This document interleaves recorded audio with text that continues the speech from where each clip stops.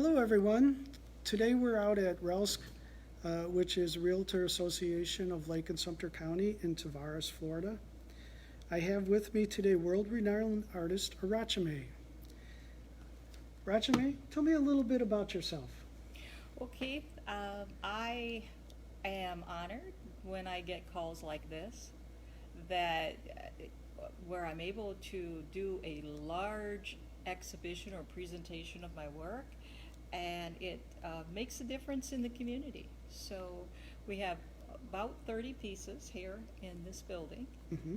and I exhibited all over the world, and right now I have in current, it's not something in the past, it's something that I'm currently working as a professional artist. It's been about 40 years, Okay. so I'm pretty confident about what I do. Okay. And I write for the Village Neighbors magazine. I sit on the board of the Leesburg Center for the Arts. All these things, and teaching classes, those are all part of giving back to the community. Okay. And being a part of the community, but then extending in my professional career all over the world. Okay. So I have work in South Korea right now, Iran, Turkey. I have exhibited in Portugal, Monte Carlo, Art Basel, Miami, out west, and locally, Appleton Museum. In Appleton, Wisconsin? No, not Appleton, Wisconsin, but the Okay. Appleton Museum that's here in Ocala. Okay. Okay. Yes. That I'm not familiar with. Oh, Which okay. I should get Okay. more familiar with. Well, we do have You're a going to teach museum me a few locally, things here today. But Orlando is also a big area. Okay. But the villages is growing and being living in the villages. Yep. With our community being touted as the fastest growing city in the United States for many of the 14 years I've lived here. Yep. I'm happy to have clients here. Happy to meet new people coming. They're so interesting. The people Yeah. just have such tremendous backgrounds. So. And how lucky we are to have somebody of your caliber and that are here in the villages. I appreciate that. So tell me some of the things you do here. I mean, you've already expounded upon it a little bit, but I understand you have an art studio. You teach classes. Yes. How does that all work? Well, it's really important to have good time management. Yeah.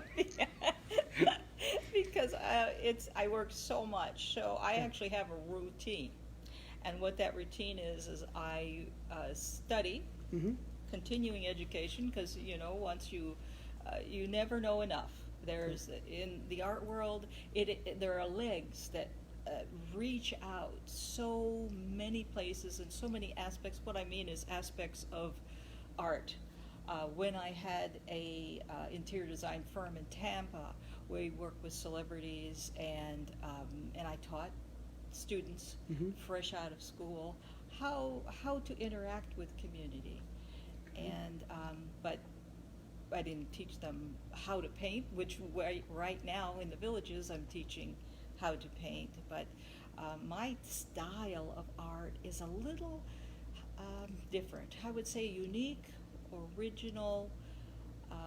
I paint the intersections of life Okay. that spark emotion. Okay. So for this particular exhibition, I'll call it an exhibition because so many pieces, and it was had to be coordinated. Mm-hmm. What he asked for was work that reflects the community, that is peaceful, and also brings in like the wetlands. So we have some photography in this particular exhibit, and it's called Bright Horizons. Okay. So, but when we do the next one in the studio, you're going to see a whole different genre. So my work, what I do, I start with mark making Mm-hmm. and work with shape, form, color, all your typical aspects of the technical aspects of painting. But I wait for the painting to tell me Mm-hmm. how to finish it. Right. So sometimes it can be finished quickly, and sometimes it takes a while Right. to finish. And sometimes it can have figurative aspects. Sometimes it's a landscape. Sometimes it's a abstract seascape. It can. I'm excited to wait and see what it morphs into and how it speaks to me. So when I teach people not as I teach the technical aspects, but not as much as focusing on what I do for myself, Mhm. which is bringing out that creativity, tapping into that artist within. Right, and you just don't want it to be something that's technical. I mean, right, I mean, I don't know how to put that. Well, it's representational art, which I Mhm. think you're talking about, is getting it picture perfect, Right. and that I encourage people to study and learn that how to do that. But when the Impressionists came along, they said, "Well, now we have the camera. Mhm. If you want a picture that is picture Right. perfect, just take a snapshot." And with Yeah. digital being so popular right now, you can digitally alter images. I don't do that. Right. I I may have a piece that I'm painting, and maybe the right size of the forearm is this long, but the mark is this long. Right. So that arm is going to be this long, Mhm. as opposed to what is technically correct. Right. And I know this is a loaded question. Okay. How long does it take? You know, That's- there's a couple of schools of thought that I've read about. Uh-huh. Artists think in lifetime of what I've learned and how I got here, Uh-huh. and the average person like me thinks about how long did it take you to make that painting? A week? Funny No. you should ask that question, because Yeah. I just wrote an article about that for the village news. Mhm. Is it Village News? Oh gosh, I'm so hard with names. Yep. But Village Neighbors, there you go. Yep. That's the magazine. It's a lovely magazine, and they actually focus on community. That's what I love about them. Right. But that was about how long does it take to paint a painting. For me, my answer is 40 years. Yes. Because sometimes when people ask that question, they're trying to justify the price, or they're trying to Exactly. figure out, where they should go with the branding or the success of the artist. And yes, people in a certain category will buy art not to match the sofa, but to collect the artist. Right. And so it's the cumulative years that it took to Mhm. be able to make that mark or to be able to make that shape. Right. When you reach a certain point, I'm represented by galleries and dealers, and specific ones will take out a percentage of my work, and they will have their curators go over the work, and they price the work. Mhm. So based on provenance, where's it been? Yep. What museums have stamped the back of it. We have a piece here where the museum has stamped the back of it, and then they ship the piece back. So I didn't know they did that. It's they- kind of a record of its life. They do that because in South Korea, in the Metropolitan City Museum, they actually will catalog the work. Mhm. And most of the time when I exhibit in other countries, well, here too, they will actually catalog the work. So Okay. the artist will receive a certificate of participation. They'll also receive a catalog. They'll also have the piece up for a certain amount of time. And then either the museum will keep it for their private collection, they will put it in a sales area, or they will send it back to the artist. So you've got 3 options that will happen to each piece that travels. But that provenance is what makes the piece valuable. Where has it been? Who has interacted with your piece of art? So this is a whole nother level Okay. of being a professional artist. Okay. So.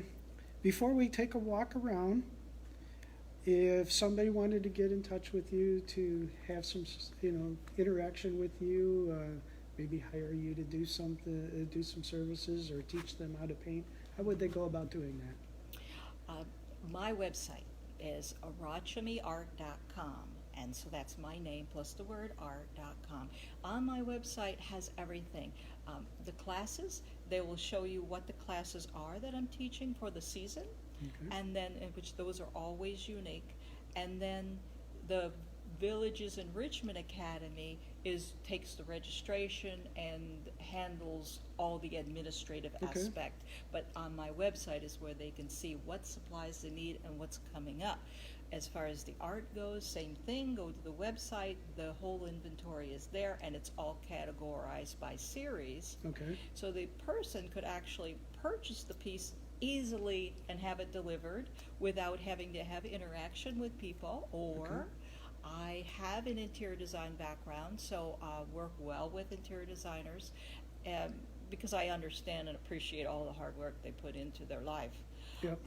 But I can also help hang the piece. In other words, tell where to hang it or how high to hang it, which is a lot of times people have that question. As far as making, I'll have a person look at and tell me what they like, but I can pretty much feel at this time what the person needs, what they're really asking for, even if they can't get the words out. Okay. And seeing their space is really helpful. But I will actually, if I do a custom piece, I will paint that piece and not require them to purchase it. I want them to be happy with it, and if I can always, I have so many places that I exhibit, I can certainly put that piece somewhere where it Right. will be appreciated.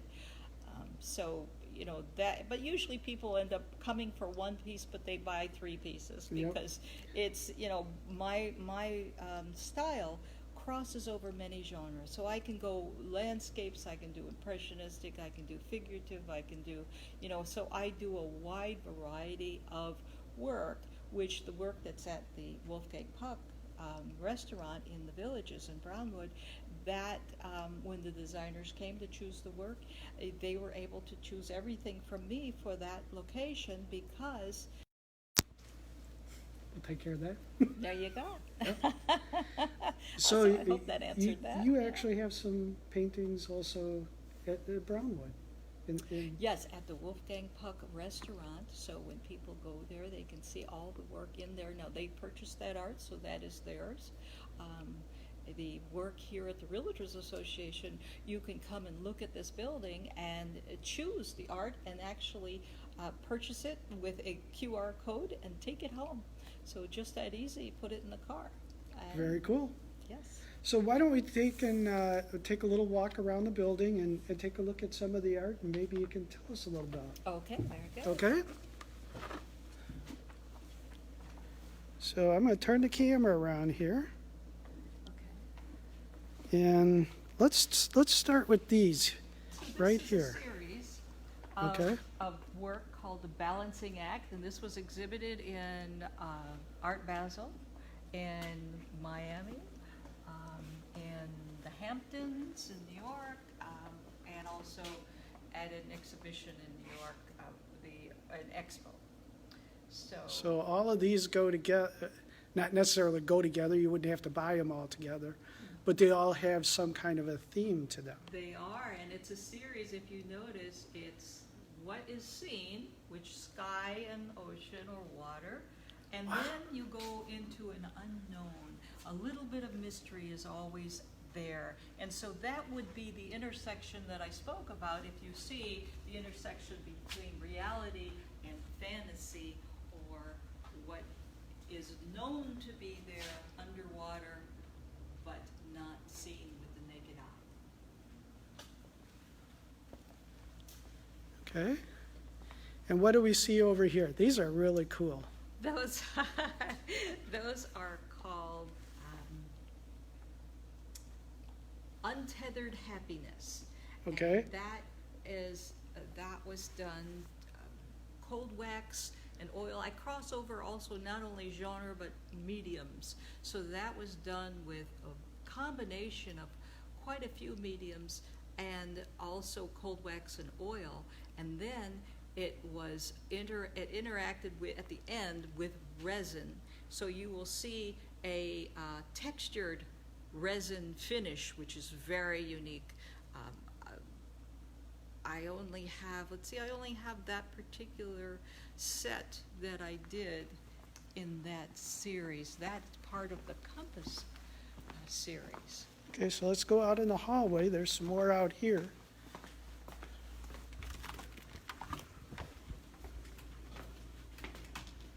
Let's see. I can see 3 of them here right now. So the one over here by you, tell us a little bit about it. That piece was exhibited in South Korea, and it's water, more of an abstracted water painting or seascape. Now, I might be wrong, but to me it feels like there's a storm in the area. Oh, good. Because it looks turbulent. Atmospheric. Yeah. Yes. Okay. Wow. Okay. Great. I love it when people tell me what they see in the painting. Okay. Because different people see different things. So this is part of a series that there are several of these pieces. I think there were 20 altogether, and they, if you notice the curvature of the earth, just slightly, and then some of the other pieces in this series, it's even more pronounced, but it takes you off into the cosmos. Yeah. So a lot of bright colors. I love the bright colors that you use. And this is When Seasons Change, and this is cold wax and oil on canvas, but it's also gouache. Okay. Used, so that's why you see the softer colors. And then we have another seascape here.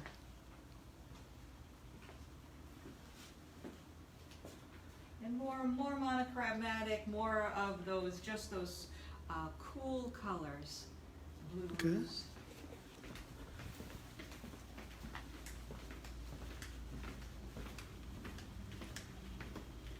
And here we have the piece that we were just talking about. This was exhibited by the museum in South Korea, and also it was in the Azit Gallery in South Korea for a while. It is stamped on the back, and this is oil on canvas. Very nice. And then This piece, I don't think I'm getting the colors as vibrant as they are. yeah, this is a brilliant piece. It is done with resin and a little bit of painting. It's a large 60-inch piece. It was very difficult to do with the resin, but this has been exhibited in Art Basel and Spectrum in Fort Lauderdale, Miami. Yeah, And I like that one. it's very peaceful. Okay, so And this is Courageous 1 and 2, and it reflects, these are actually photographs. And my husband does the photography, so that's Courageous 1 and 2 over there. And those are the wetlands in our area, so those are real birds. And this piece, that almost looks like Sharon Rose Wyken Preserve.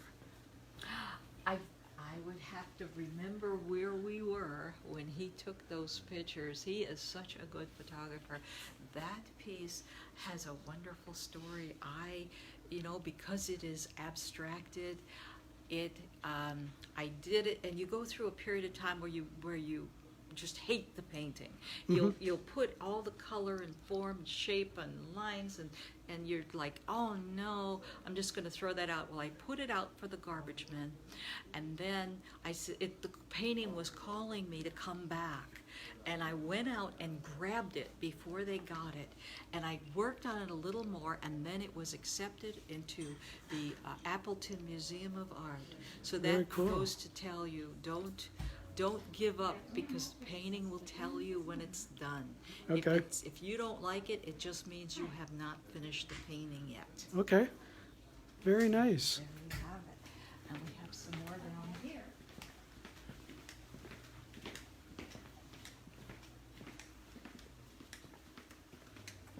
Which class is that for?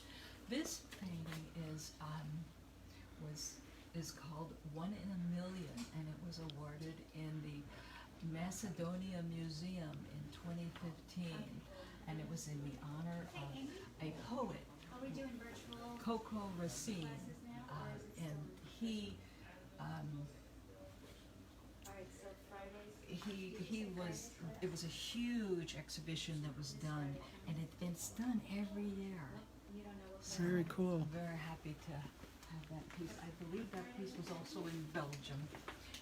This one was in the New York Art Expo and the Javits Center, Okay.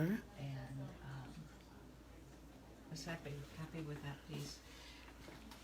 Let's see if I can. And this one was also in the Netherlands. It was, I cannot say the name, but an international environmental art piece that was created and exhibited in the Netherlands in 2016. So all these pieces have, well, not all the pieces, but many of the pieces have such a strong provenance as to where they've been and Okay. who they've interacted with.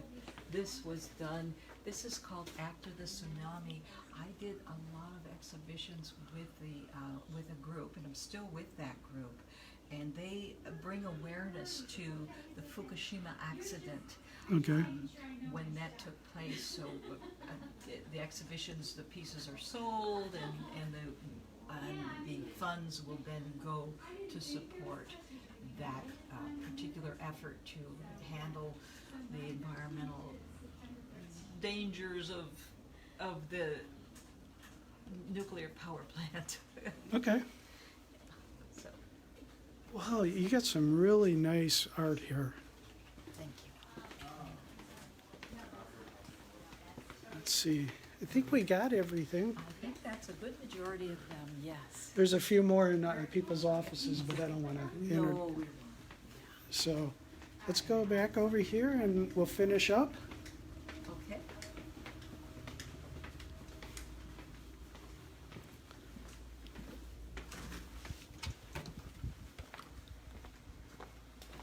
Okay, so let's see here.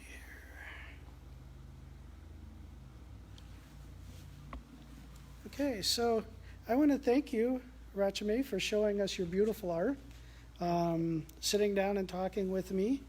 And this is part one. We will have another one again. Okay. We're going to sit down in her studio, and we're going to see what she does there. Very good. Thank you Okay. so much, Keith. Wonderful opportunity. I appreciate it very much. Yes, so thank you for coming. And as always, make sure that you like this video, make a comment, and if you're looking to get some really good art, really beautiful art, give Arrachme a call, take a look at her website, and order something. Very good. Okay? Okay. Thank you so much. Thank you, and you have a great day.